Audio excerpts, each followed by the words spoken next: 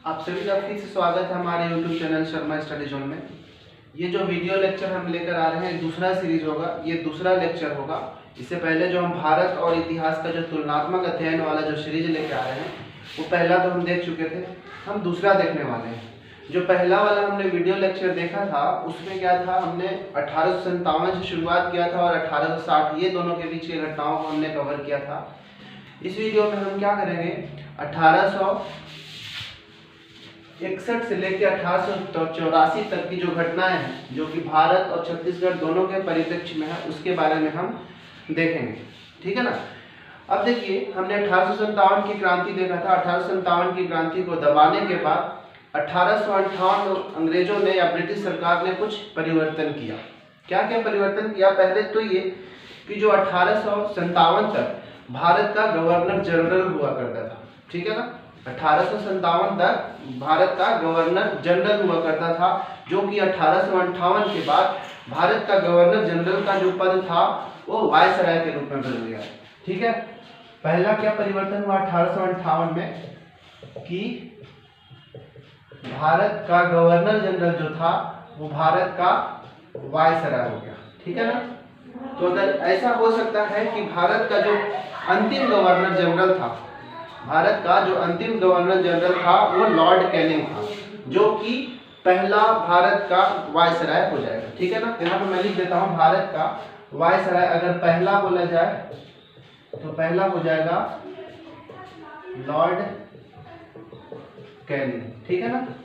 किसके जगह? इससे पहले क्या आ रहा था, 1857 तक क्या आया कि भारत का गवर्नर जनरल का पद था, जो कि 1858 के बाद वो लॉर्ड कैनिंग यहाँ का पहला वायसराय हुआ। वायसराय का मतलब हुआ ये कि यहाँ पे पहले कंपनी जो होती थी, ब्रिटिश ईस्ट इंडिया कंपनी होती थी, उसका अधिकार होता था। लेकिन 1857 के क्रांति के बाद से यहाँ पे पूरा भारत पे जो सरकार हो जाता था, पूरा जो यहाँ का शासन होगा वो ब्रिटिश क्राउन के पास चला जाएगा। वहाँ की जो महारानी विक्टोरिया थी उनके हाथों में पूरा शासनकाल चला जाएगा, ठीक है ना।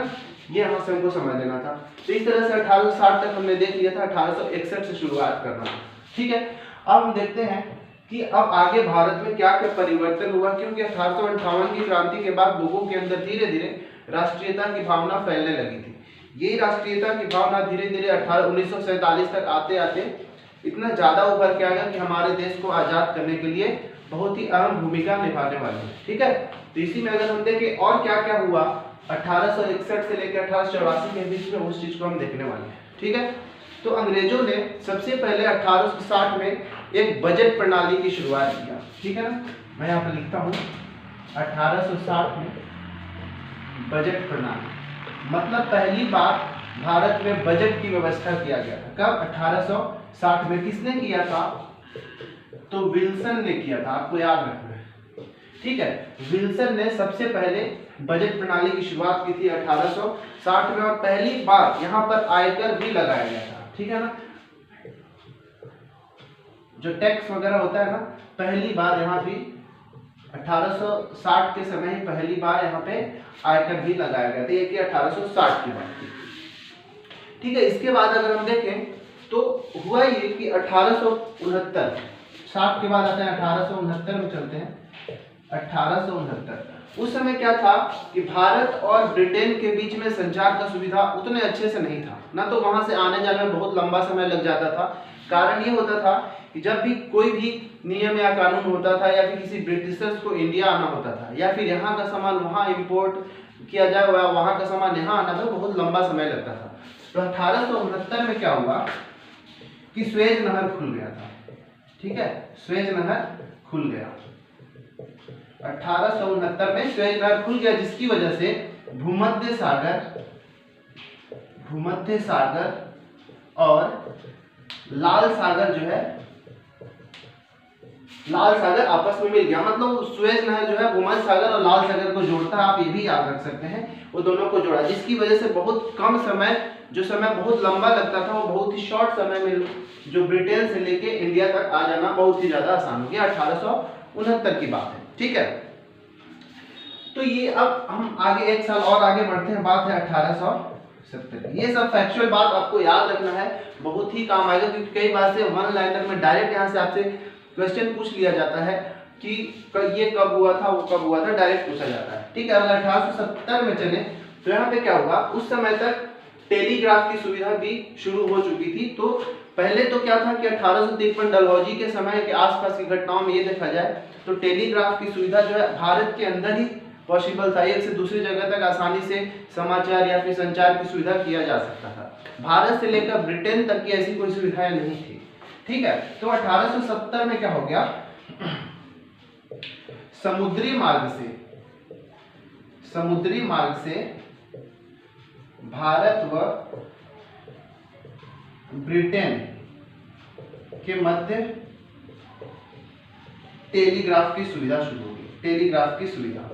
ठीक है, इससे संचार में बहुत ही ज्यादा एक क्रांति की तरह उभर कर आया और कोई भी सूचना होती थी या कोई भी इंफॉर्मेशन होता आसानी से भारत से ब्रिटेन और ब्रिटेन से भारत पहुंचाया जा सकता था, ताकि जो ब्रिटेन की जो सरकार थी, वहाँ की जो सरकार थी, वहाँ की जो महारानी की जो वहाँ की जो राज्य का जो सरकार होता था उसका भारत पे अच्छे से नियंत्रण बना रह सके, इसमें यह बहुत ही अहम भूमिका निभाई। ठीक है, तो हमने 1870 तक का देख लिया। अब थोड़ा सा और आगे बढ़ते हैं कि देखते हैं कि क्या हुआ था। अब मैंने जैसे कि बताया कि भारत में राष्ट्रीयता की भावना धीरे धीरे बढ़ रहा था, उसी क्रम में क्या हुआ, 1875 की बात है, 1875।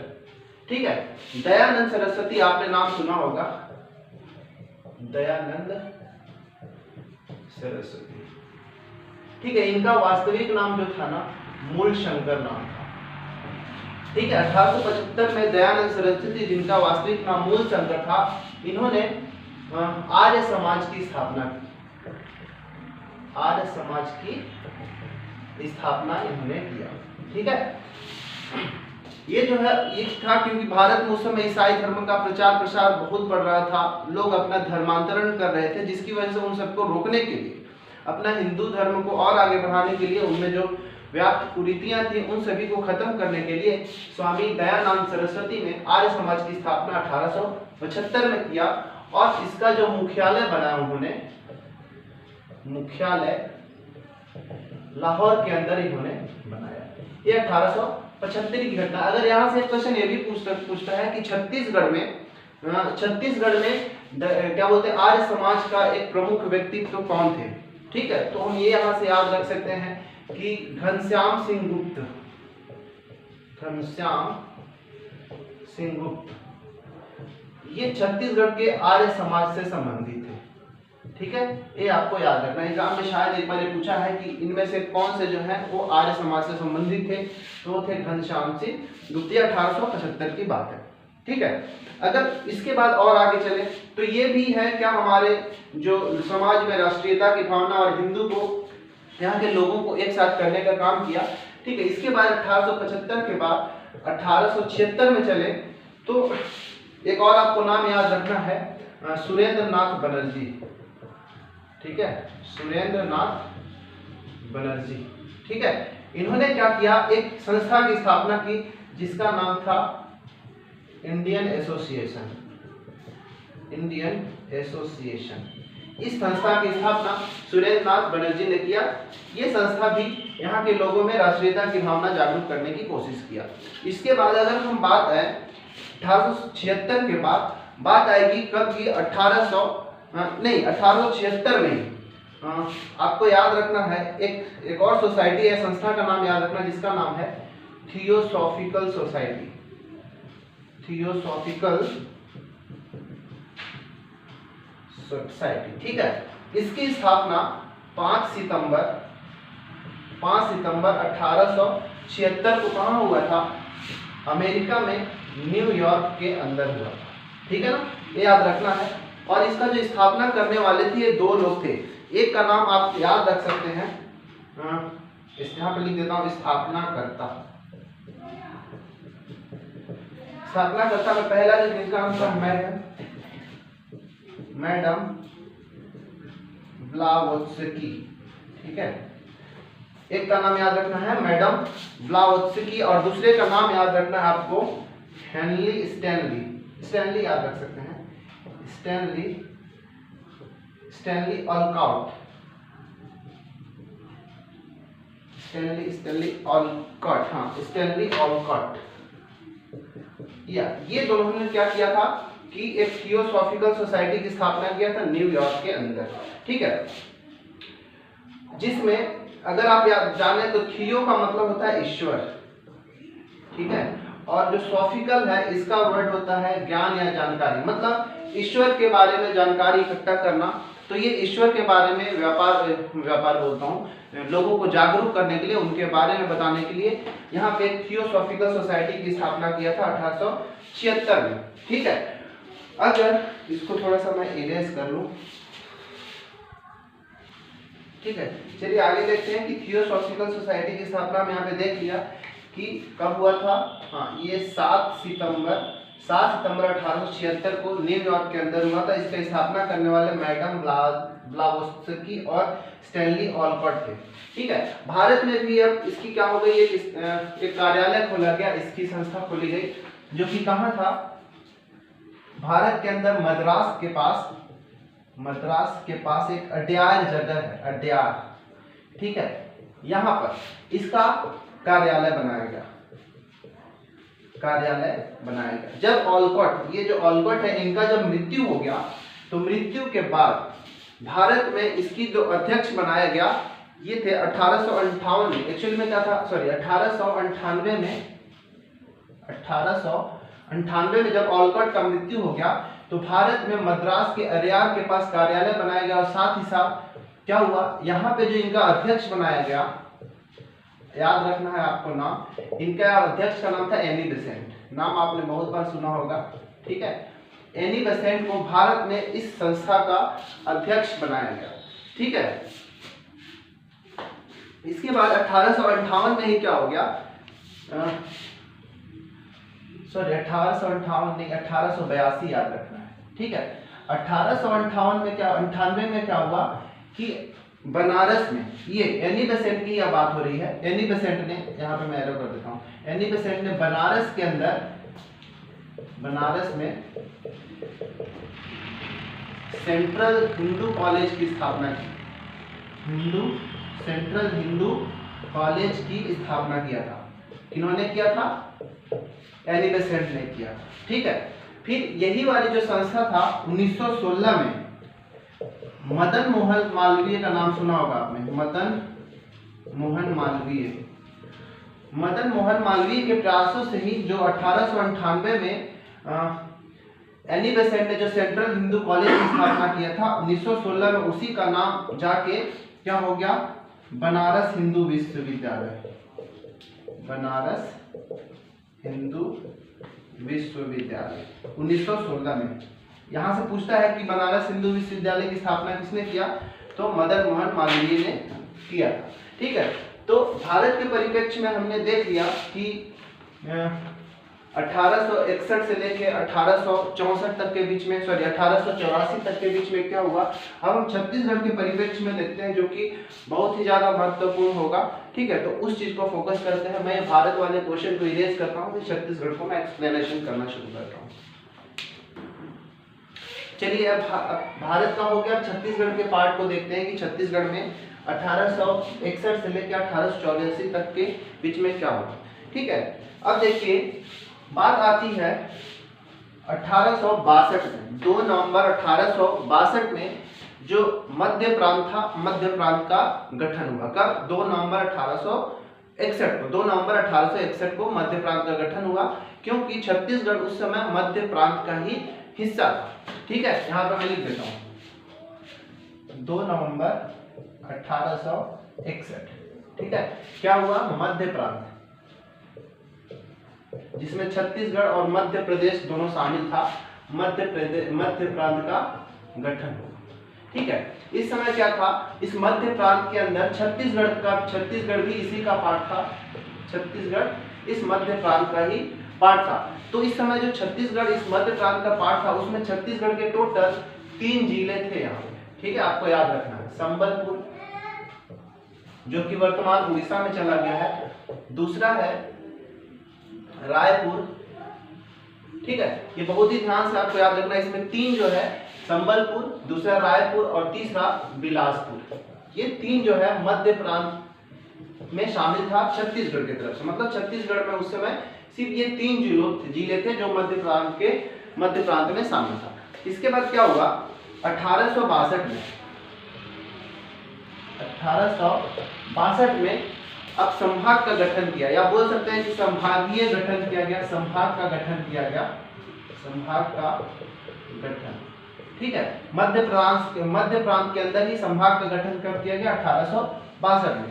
तो जो छत्तीसगढ़ था हमारा, ये छत्तीसगढ़ भी एक क्या था, इस मध्य प्रांत का एक संभाग था, और इस संभाग के अंदर में ये 3 जिले आते थे। ये 3 जिले संबलपुर, रायपुर और बिलासपुर, ये 3 जिले उसी का पार्ट था, ठीक है। 1862 के अंदर इतना चीज हुआ। अब क्या हुआ, ये जो 3 जिले थे, इन तीनों जिलों के अंदर भी क्या किया, यहाँ पे डिप्टी कमिश्नर का नियुक्ति किया गया, डिप्टी कमिश्नर की नियुक्ति की गई। यहाँ पे मैं लिख देता हूँ, इस तीनों जिलों में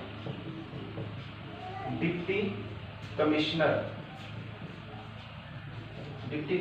की नियुक्ति की गई, ठीक है। उम्मीद है आपको बहुत अच्छे से समझ में आ रहा था। एक बार फिर से रिकॉल करते हैं। 2 नवंबर 1861 को मध्य प्रांत का गठन हुआ, जिसमें छत्तीसगढ़ के 3 जिले थे। छत्तीसगढ़ भी मध्य प्रांत का पार्ट था, जिसमें 3 जिले थे, संबलपुर, रायपुर और बिलासपुर, ठीक है। 1862 में छत्तीसगढ़ को भी मध्य प्रांत का संभाग बनाया गया। इस संभाग के अंदर 3 जिले ये रहे, और तीनों जिलों में डिप्टी कमिश्नर के पद की नियुक्ति की गई, ठीक है। फिर क्या हुआ, 1862 के अंदर ही छत्तीसगढ़ में एक केंद्रीय जेल की स्थापना किया गया। केंद्रीय जेल की स्थापना किया गया, कहाँ, रायपुर के अंदर, ठीक है। केंद्रीय जेल की स्थापना की गई रायपुर के अंदर। साथ ही साथ यहाँ पे कुछ नए जो जेल के नियम होते थे या फिर कानूनी व्यवस्था होती थी, उसमें कुछ सुधार भी लाया गया। इसमें क्या हुआ, लोगों के लिए ड्रेस हो गया, जो यहाँ की जो सेना होती थी, जो पुलिस के लोग होते थे, उनके लिए ड्रेस, हथियार, और उनके लिए नए अनुशासन बनाए गए, ठीक है, उनके नियम बनाए गए। इसके बाद आपको क्या याद रखना है कि 1862 के बाद, जब ये तो पुलिस व्यवस्था के बारे में हो गई, 1862 के अगर अंदर ही चला जाए तो यहाँ पे भू राजस्व की भी व्यवस्था की गई, ठीक है। भू राजस्व, ठीक है, भू राजस्व की व्यवस्था की गई, जिसमें प्रथम बंदोबस्त, द्वितीय बंदोबस्त, तृतीय बंदोबस्त, चतुर्थ बंदोबस्त, ऐसा करके आया। तो पहला प्रथम बंदोबस्त जो था, अभी मैं रायपुर की बात कर रहा हूँ, ठीक है, अभी मैं रायपुर की, तो रायपुर के लिए प्रथम बंदोबस्त कब आया, तो इसके लिए जो नया नियम आया, जो प्रथम बंदोबस्त था, वो 1862 के अंदर आया। इसके बाद अगर दूसरा देखेंगे तो 1889 को, फिर 1897 को, 1897, ये दूसरा बंदोबस्त, ये सेकेंड वाला था, ये थर्ड वाला था, और जो चौथा बंदोबस्त था, लास्ट में आया था, वो 1929 में जाके आया था। चौथा लिख देता हूं, फोर्थ जो है 1929 में आया था, ये आपको याद रखना, ठीक है। उसी तरह छत्तीसगढ़ के में रायपुर के बाद बिलासपुर में भी भू राजस्व का व्यवस्था किया गया था, बिलासपुर में, ठीक है। बिलासपुर के अंदर भू राजस्व की व्यवस्था, ये जो हुआ था आपको याद रखना है। सबसे पहले जो हुआ था 1868 में, किसने लागू किया था, चिस्म ने लागू किया था। बिलासपुर के अंदर पहला जो बंदोबस्त आया था, ये प्रथम बंदोबस्त जो आया था 1868 में, किसके द्वारा लाया गया था, तो नाम याद रखिएगा, चिस्म के द्वारा लाया गया था 1868 में। फिर यहाँ पे बिलासपुर में सिर्फ 2 ही बंदोबस्त लाए गए थे भू राजस्व के, जिसमें पहला 1868 में और दूसरा लाया गया था 1880 में, दूसरा 1880 में लाया गया था। ये आपको याद रखना। अगर पूछ देगा कि कौन लाया था दूसरा वाला, तो ये है, इनका नाम याद रखना, I.S. बेरी, इन्होंने दूसरा बंदोबस्त लाया हुआ था, ठीक है। अब मैं इसको एक बार इरेज कर लेता हूं, फिर इसके आगे वाले पार्ट को करता हूं।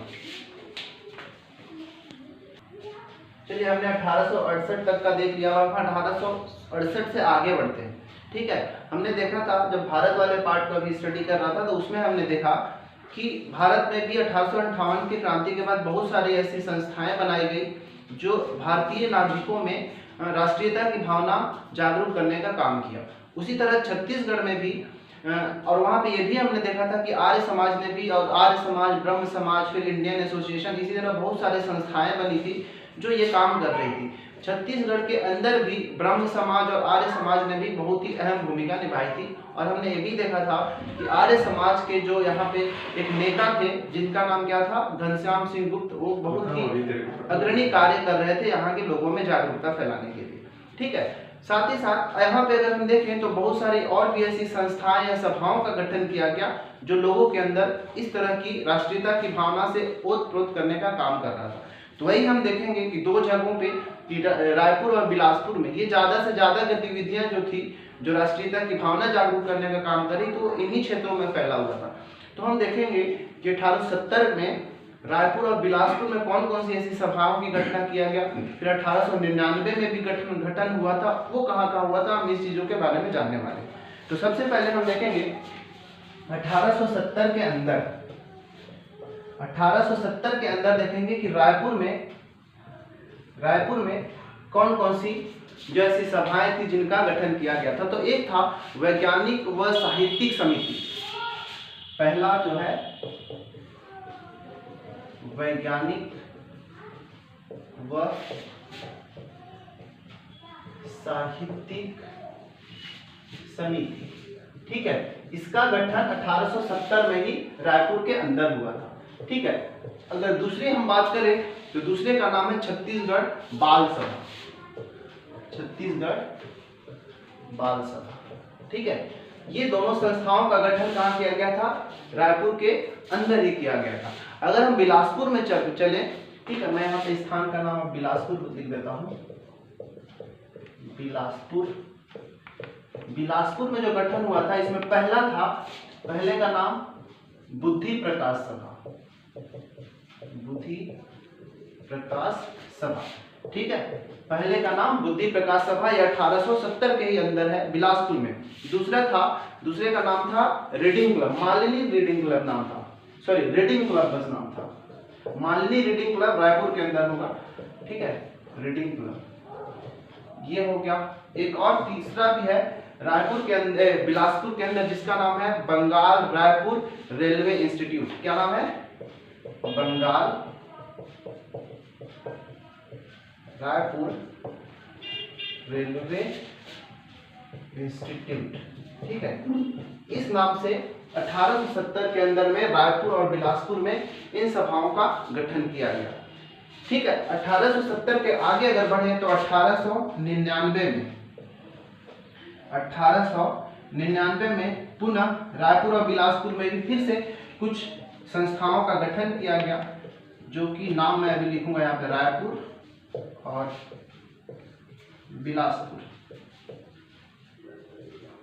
ठीक है, यहाँ से कई बार एग्जाम में पूछा गया है डायरेक्ट कि मालिनी रीडिंग क्लब या फिर बुद्धि प्रकाश सभा का गठन कहाँ किया गया था, या फिर याद रखना। तो अगर रायपुर में हम चले तो रायपुर में आपको दो याद रखना है जो 1899 में गठन हुआ था। एक का नाम है मालिनी रीडिंग क्लब और दूसरे का नाम है कवि समाज। पहला है मालिनी रीडिंग क्लब, ठीक है, और जो दूसरा है रायपुर के अंदर ही जिसका नाम है कवि समाज। ठीक है, ये दो गठन हुआ था। और बिलासपुर के अंदर 1899 में एक जिसका नाम था लोक प्रशिक्षण संस्थान, लोक प्रशिक्षण संस्थान। ठीक है, तो ये सब जो सभाएं थी, ये डायरेक्ट यहाँ से क्वेश्चन पूछा जाता है कि ये सभा कहाँ, या ये भी आपसे पूछ लेगा, चार ऑप्शन दे देगा कि छत्तीसगढ़ बाल सभा, बुद्धि प्रकाश सभा, रीडिंग क्लब, बंगाल रायपुर, ये चारों में से कौन सा रायपुर में नहीं था या रायपुर में था, ऐसे करके कुछ भी क्वेश्चन आपसे बना सकता है।